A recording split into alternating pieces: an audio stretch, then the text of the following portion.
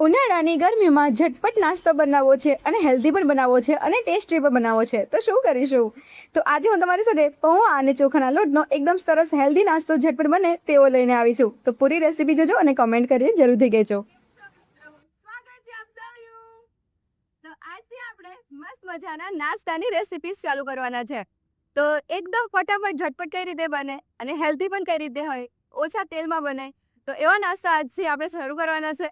તો રોજે રોજ અમારી સાથે જોડાઈ દેજો, ચેનલ સબસ્ક્રાઈબ કરજો, જેથી તમે આ મસ્ત મજાના નવા નવા નાસ્તાને રોજ ને રોજ જોઈ શકો, રેસીપી જોઈ શકો અને પછી તમે બનાવી શકો.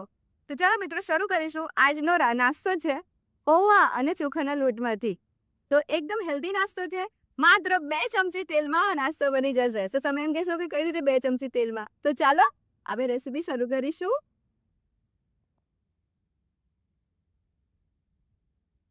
તો મિત્રો આપણે પૌવા અને ચોખાનો લોટ લેવાનો છે.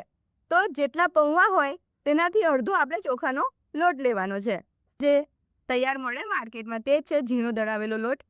તો હવે આપણે આ પૌવાને સારી રીતે ધોઈ લઈશું અને પછી તેને આપણે માત્ર 5-7 મિનિટ માટે, એટલે જ્યાં સુધી પૌવો સરસ એકદમ ઓછો થઈ જાય ત્યાં સુધી પલાળી લઈશું.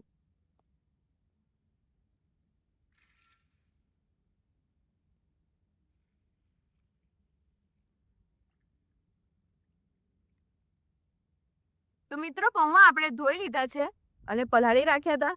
જો આવા સરસ પોચા પોચા થઈ જવા જોઈએ. પૌવા એકદમ સરસ ફલળી જવા જોઈએ. તો હવે આપણે તેમાં ચોખાનો લોટ ઉમેરીશું.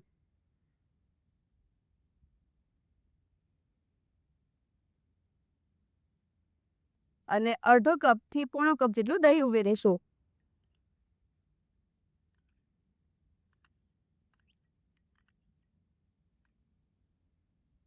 તો હવે આપણે કઢી લીમડીના પાન ઉમેરીશું. આ નાસ્તામાં કઢી લીમડીના પાન ખૂબ જ જરૂરી છે. તેની ફ્લેવર જબરદસ્ત આવશે. હવે આપણે મિક્સ કરી લઈશું બધું.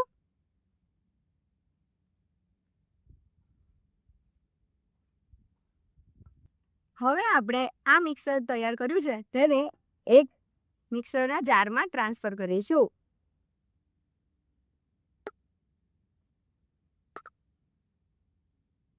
તો આપણે મિક્સર જારમાં અને આપણે અધ કચરું પીસવાનું છે, તેનું ખાસ ધ્યાન રાખવાનું. તો આપણે એક અધ કચરું પીસી લઈશું. તો મિત્રો મેં 2 વાર પીસ્યું છે અને જો આવું આપણે અધ કચરું પીસવાનું છે.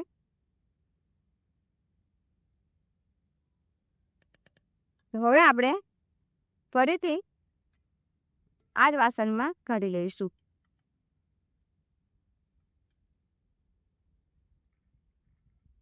અને મિત્રો તમને આ પીસતી વખતે જો મિક્સર ગ્રાઇન્ડરમાં જરૂર પડે તો 2 થી 3 ચમચી પાણી ઉમેરી દેવું. હવે અહીં આપણે 2 ચમચી તેલ લેવાનું છે. તેમાં આપણે વઘાર કરવાનો છે. તો વઘાર્યું લેવાનું, તેમાં 1 થી 1.5 ટીસ્પૂન જેટલી રાઈ ઉમેરવાની, 1 ટીસ્પૂન જેટલું જીરું ઉમેરવાનું. રાઈ જીરું સરસ આવી રીતે તતરી જાય પછી તેમાં આપણે લીલા મરચાં ઉમેરીશું.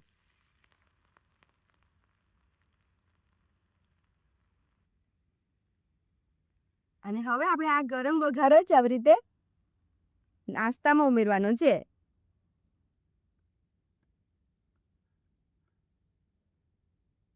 તો લીલા મરચાંનો ફ્લેવર સારો લાગે છે આ નાસ્તામાં, એટલે તમારે લીલા મરચાં ખાસ ઉમેરવા.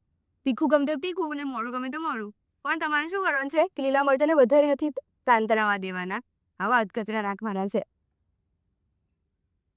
હવે આ બધું આપણે મિક્સ કરી લઈશું.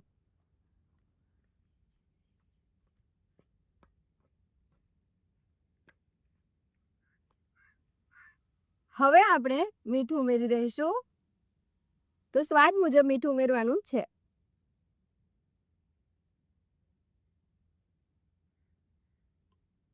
મિક્સ કરી લઈશું.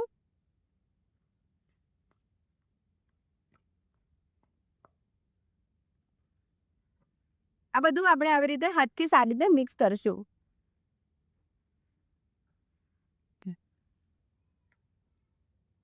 તો આ બધું આપણે સારી રીતે મિક્સ કરી લેવાનું છે.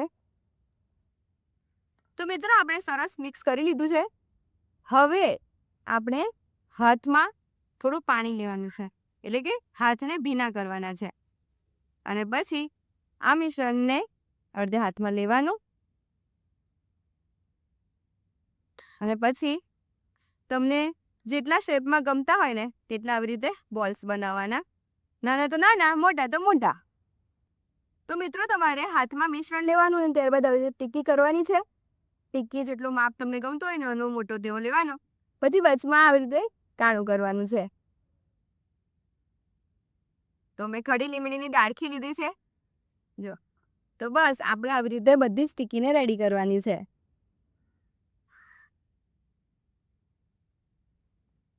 તો જુઓ મિત્રો, આપણે આવી રીતે આ નાસ્તો તૈયાર કરવાનો છે.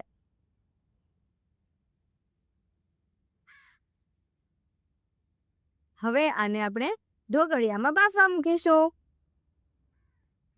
તો આવી રીતે આપણે જ્યારે નાસ્તો બનાવીએ ત્યારે આવી રીતે ઉકળતું પાણી ગરમ કરવા મૂકી દેવાનું અને પછી આપણે આવી રીતે નાસ્તાને મૂકી દેવાનું છે. અને હવે આ નાસ્તાને આપણે 10 થી 15 મિનિટ માટે બાફી લેવાનો છે.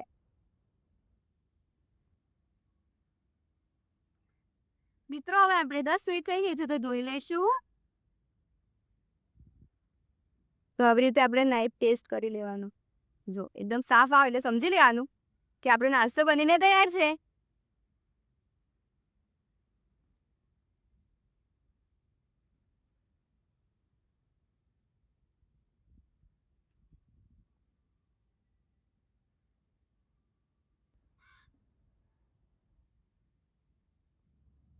તો મિત્રો આપણો ગરમા ગરમ પૌવા અને ચોખાના લોટનો નાસ્તો બનીને તૈયાર છે. જો દેખવામાં કેટલું ડિલિશિયસ દેખાય છે ને. માત્ર 2 ચમચી તેલમાં તૈયાર થઈ જાય છે. અને 2 ચમચી તેલમાં તમે 3 થી 4 વ્યક્તિને નાસ્તો જમાડી શકો છો. જો હું તમને તોડીને બતાવું, એકદમ ફ્લફી બને. આપણે અંદર કશું જ ઉપયોગ નથી કર્યો, ખાવાનો સોડા પણ નહીં તે છતાંય. તો આવો સરસ મજાનો નાસ્તો તમે પણ બનાવજો. અને તેને આજે હું ટેસ્ટ કરીને બતાવું છું કેરીની ચટણી સાથે. તો આવી સરસ મજાની કેરીની ચટણી સાથે આપણે નાસ્તાને ટેસ્ટ કરીશું.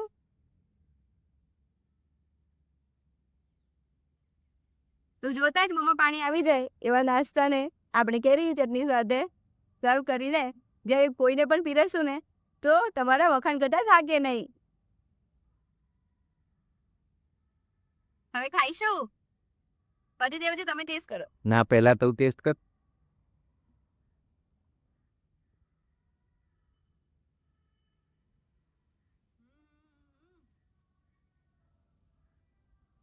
શું સ્વાદ છે મિત્રો, એકદમ હેલ્ધી.